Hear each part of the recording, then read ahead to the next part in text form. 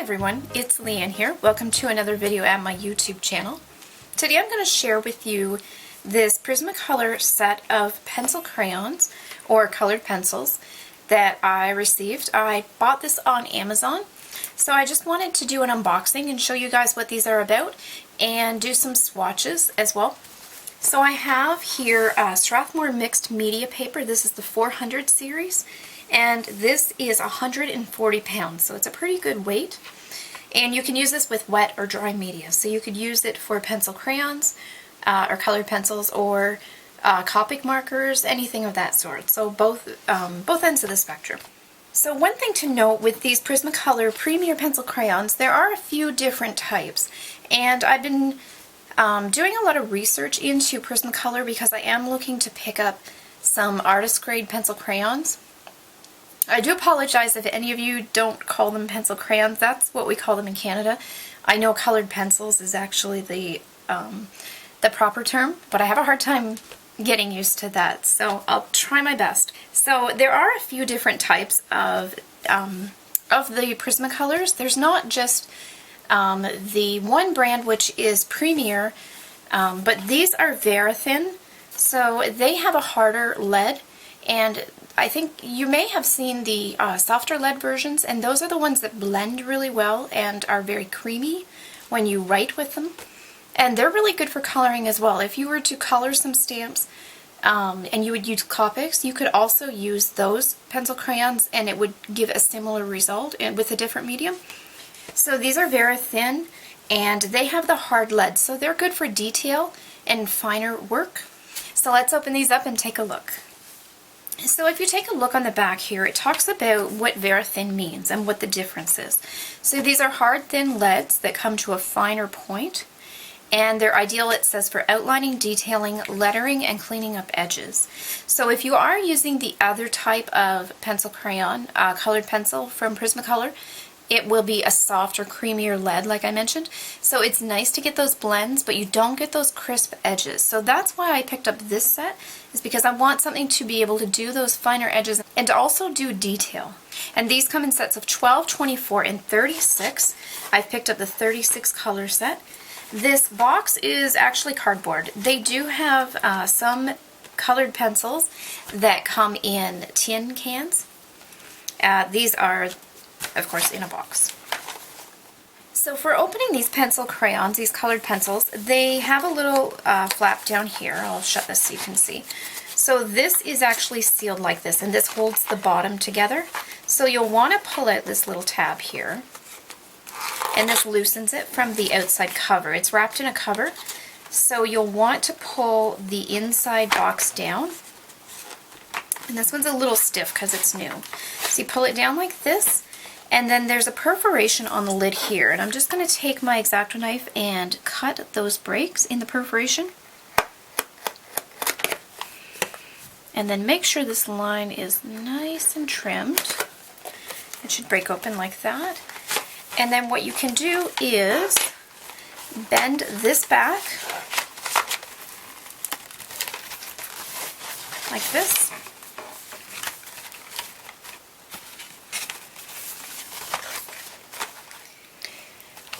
So if you slide that back down, then the back folds over here at the back. And then this creates a stand so that you can work on your artwork and have your pencil crayons or your colored pencils visible as you're working. So they're not laying down or scattered across the desk. You can see every color and it's all standing up really nicely. I'm just going to slide these out for the video so that you guys can see the colors that I have here. So I just want to check if these are sharpened, and they're not. So that's one thing you're going to have to do when you get these pencil crayons, these colored pencils. If you decide to go with the Prismacolor set, these Verithin, they do need to be sharpened. So you get the entire pencil, and you can see the end here, and you can also see the color. Some colored pencil manufacturers will add a color disc overlay here with some paint, and I don't know if that's actually with the pigment, but some artists prefer to actually be able to see the lead color at the back, and these do have that. So let's sharpen a few of these and take a look. Now for sharpening, I actually use just an inexpensive metal hand sharpener. I have been reading up on these, and I've read a lot of comments that the leads break pretty easily, especially with sharpening, and electric sharpeners in particular are notorious for breaking the leads. So I like to use one of these sharpeners because you have more control. I can feel if there's any pull on the lead, if the blade is pulling too hard, and it might have the potential to break. So I'm just going to sharpen one here. And so this one's called Lemon Yellow. And I picked up this little bucket at Michael's today for keeping my pencil shavings in. So I have that sharpened there, enough that we can see the lead. And you can see that the color of the yellow is actually more of a neon color than it is with the casing, which is sort of a little off-putting. If you're trying to color something and you're looking for your colors, you really want to make sure that you have your points sticking up so that you can see what color you're grabbing. But let's take a look at the coloring and see how this is.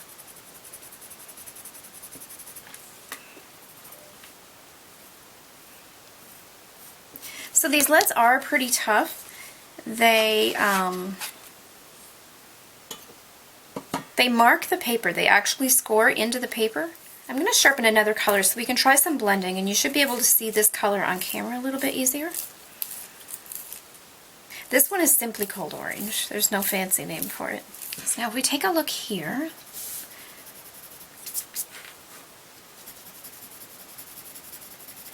you can see that the strokes that the pencil makes are actually very fine, and it's hard to get a flat color, like a flat coverage.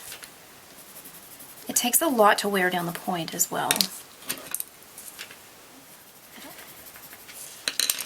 The pencil does score the paper when it marks it, and I'm not sure if you can see. I'm not sure if you can see that, but it does create actual divots in the paper. Let's try another color. Let's try a darker color just to see. This one's called Blue Violet. Okay, so that just happened, and that's the thing I talked about. The lead just broke off on this pencil, and I felt it actually getting weak as I was sharpening, and there it is inside the barrel. So that's kind of disappointing. So I'm going to sharpen this again and be a little more gentle as I get to the end. I have to wonder as well if the pigment has something to do with it. This lead feels a little bit more brittle than the other two, the yellow and the orange. Let's take a look at this. So you can see too that this doesn't give a good overall coverage. You can see a lot of white from the paper underneath, but again, that's not what these are for. These are for outlining and having fine detail. You can see here the edge that I created is a very strong edge. It's not a blur or a blend, so it's nice that you can have those fine details. It is a hard lead. It definitely holds true to its word.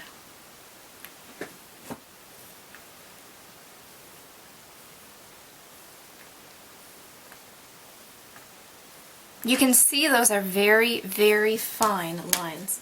I have another set of colored pencils that I have been using, and these I've been using more for blending and coloring.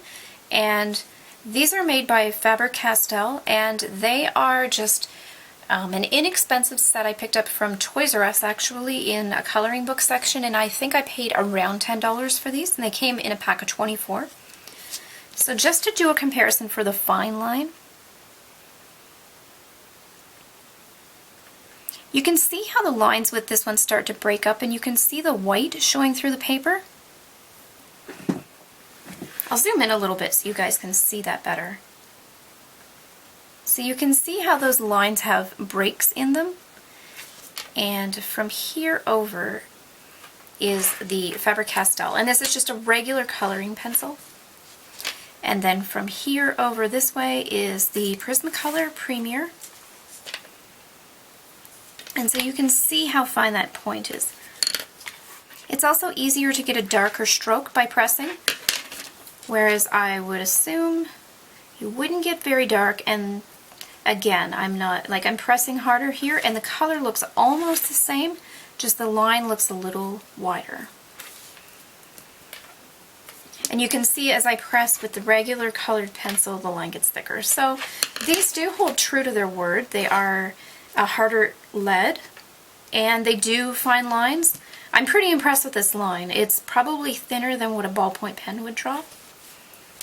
So it would be good for outlining, creating those nice crisp edges, where you could then come in with another colored pencil and blend in. To do that with just this colored pencil, to create that nice definitive edge, is a little bit more challenging. I would have to keep sharpening my pencil if I wanted to continually do a longer line, because it is starting to fade. You can see there, it's pretty bulky. There's actually a silver and a gold here, I noticed. We gotta try that. So let's try this gold here. I'm just gonna sharpen this. We'll see how it sharpens too. So here's the gold pencil sharpened, and I was able to get that to a pretty strong fine tip point, and it didn't break, so I'm happy with this. I do have to wonder if the color of the pigment might have something to do with the leads being more prone or less prone to breakage. So I do just want to try out this gold color. I find this lead is a little more soft. I can still get straight lines, but it is wearing down quite a bit. So it would require a lot of sharpening to keep it strong and pointy to get those fine lines. So there you have it. I hope you guys enjoyed this mini review of the Verithin Prismacolor Premier colored pencils. Pretty much I would say that these hold up to what they say and promise that they will do. They're harder lead, they do fine lines, they do detailed lines, and there's a nice range of colors as well. There is a silver and a gold metallic and a white as well. White is especially important if you're doing anything on tanned or gray paper, and it's especially nice because you can use that white and get a highlight, a true highlight that shows. Overall, I'm pretty satisfied that these do what they promised. The lead breakage is sort of an issue, and I did experience that with the blue violet, but I think that that may be something that's a tendency toward the pigment of the pencil crayon, more so than just across the board that all Prismacolors are prone to breakage.